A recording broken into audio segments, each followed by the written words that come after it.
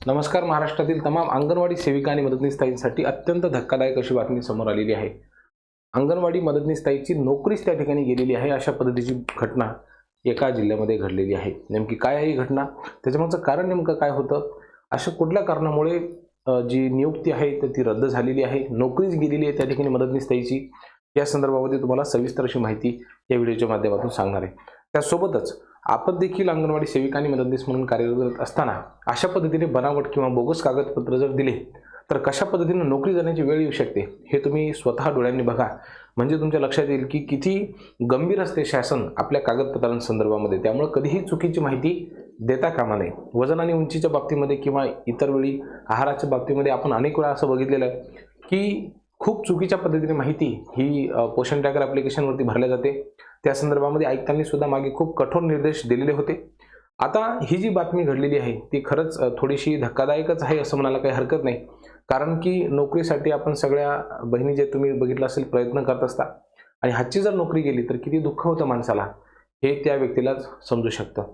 आता एक छोटीशी चूक आहे आणि त्यामुळं नोकरी गेली पण सोबतच समाजामध्ये थोडंसं नाव सुद्धा जाते, म्हणून आपण त्या ताईचं नाव वगैरे सांगणार नाहीये, परंतु मी तुम्हाला ही सगळी माहिती सांगतो की नेमकं काय प्रकरण आहे. तर बघा, बनावट प्रमाणपत्र त्यामुळं काय झालेलं आहे की मदतनीस ताईची नियुक्ती जी आहे तर ती रद्द झालेली आहे आणि फक्त एकच डॉक्युमेंट चुकीचं होतं बघा, कुठलं MSCITचं फक्त एक डॉक्युमेंट, आणि MSCITचं जे डॉक्युमेंट आहे ते खोटं दिलं, बनावट दिलं आणि त्यामुळं काय झालेलं आहे तर ती नियुक्ती जी आहे ती रद्द झालेली आहे. बघा, त्या ठिकाणी बनावट प्रमाणपत्र प्रकरणी मदतनीस ताईची जी नियुक्ती आहे तर ती रद्द झालेली आहे. वाशिम जिल्ह्यामधली ही घटना आहे. आता आपण त्यांचं नाव वगैरे आहे तर ते काही डिस्क्लोज करू नये, परंतु लक्षात घ्या की उपलब्ध माहितीनुसार अभिलेख सक्षम संस्थेकडून प्राप्त MSCIT प्रमाणपत्र पडताळणी अहवाल 23 जून 2026 रोजीची मंजूर टिप्पणी तसेच गुणवत्ता यादीच्या पुनर्मूल्यांकनाच्या आधारे ही कारवाई करण्यात आलेली आहे. आणि या चौकशीमध्ये एक ज्या ताई होत्या, ठीक आहे, तर त्यांचं जे प्रमाणपत्र आहे MSCITचं जे काही प्रमाणपत्र होतं तर ते बनावट असल्याचं जे आहे ते स्पष्ट झालेलं आहे.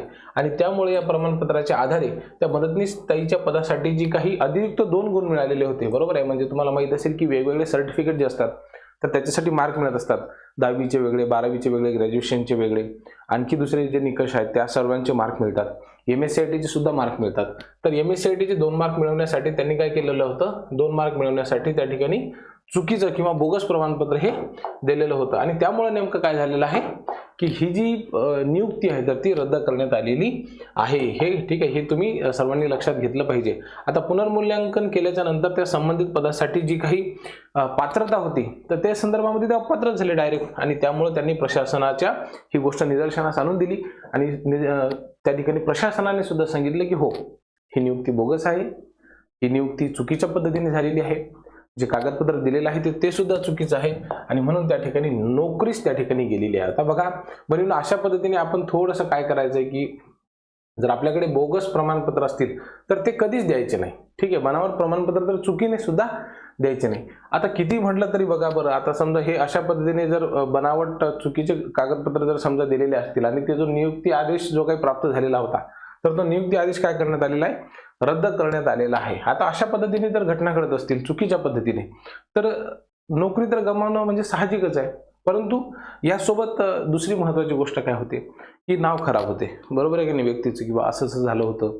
ठीक आहे, एखादं कागदपत्र आपण दिलं ते हरवलेलं असेल किंवा काही झालेलं असेल, आपण ते दुय्यम प्रत आणली, त्याच्यामध्ये जर काही त्रुटी निघाली तर ती गोष्ट वेगळी, परंतु MSCITने आणि ते चुकीचंच बनवून दिलं तर ते सुद्धा फार चुकीचं आहे आणि अशा पद्धतीने ती नोकरी गेलेली आहे, म्हणजे खूप धक्कादायक बाब आहे. आता त्या ताईला किती दुःख होत असेल त्याचं त्यांना माहिती. बाकी सगळे त्यांच्याकडे डॉक्युमेंट्स होते, फक्त एक डॉक्युमेंट नसल्यामुळं त्या ठिकाणी काय होत होतं, जास्तीत जास्त 2 गुण हे कमी होत होते, बरोबर आहे की नाही, नसतं समजा डॉक्युमेंट तर, पण ते चुकीच्या पद्धतीने बनावट त्यांनी बनवून दिलेलं होतं आणि त्यामुळे ही नियुक्ती आता रद्द झालेली आहे. तर अशाही पद्धतीने आपण अंगणवाडी सर्व सेविका आणि मदतनीस ताईंनी, तुम्ही सगळ्या जणांनी एक गोष्ट काळजी घ्यायची आहे की अशा पद्धतीने चुकीचे कागदपत्र कधीही कोणालाही द्यायचे नाही. ठीक आहे, विशेषतः प्रशासनाला असेल, शासनाला असेल, अधिकाऱ्यांना असेल, अशा पद्धतीचे चुकीचे बोगस कागदपत्र तुम्ही देऊ नका, अन्यथा नोकरी जाण्याची वेळ येऊ शकते. तुमचं याबद्दलचं नेमकं काय मत आहे आम्हाला कमेंट बॉक्समध्ये लिहायला विसरू नका. काळजी घ्या बहिणींनो, खूप खूप धन्यवाद.